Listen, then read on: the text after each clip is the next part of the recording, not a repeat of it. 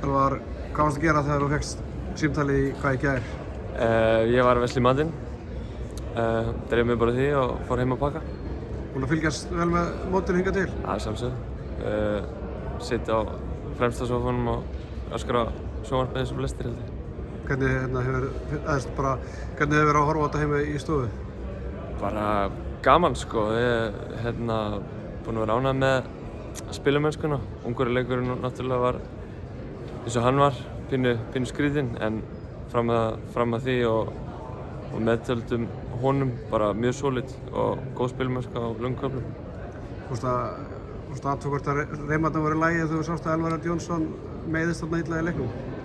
Já, ég hugsaði alveg út í það að ef hann væri out og ef þau myndi alltaf fá okkur inn þá mögulega er það ég, maður margra hatta oft á tíðum, get fyllt í vonandi einhver skörð ef að þess þarf. Náttúrulega þú kannski ekki verið í landsliðshópnum undanfarið. Hefur samtal þitt og Snorra Steins verið virkt eitthvað undanfarið? Hefur verið í einhverju sambandi við hann svona þó þú hafi ekki verið valinn í hópana? Ekkert mikið sko, ég held að það er kannski meira bara sambandi við Arnór kringum þegar við hittumst í Danmörku og spilum á móti hvorum öðrum og það hefur verið meira þá í gegnum Arnór. Hvernig standið það? Ertu búinn að vera í einhverju fríi? Ertu búinn að vera bara á McDonald's eða? Minna. Ég er í toppstandi.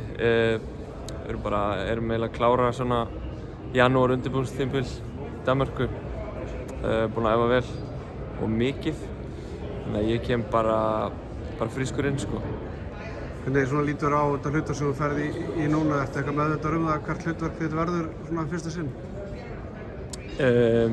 Já, og líst bara vel á. Eða þú veist, ég er bara klár í hvað sem er. Þú veist, að leysa einhverja varnarstöður eða hvað sem það verður. Ég er bara tilbúinn að koma inn og hjálpa.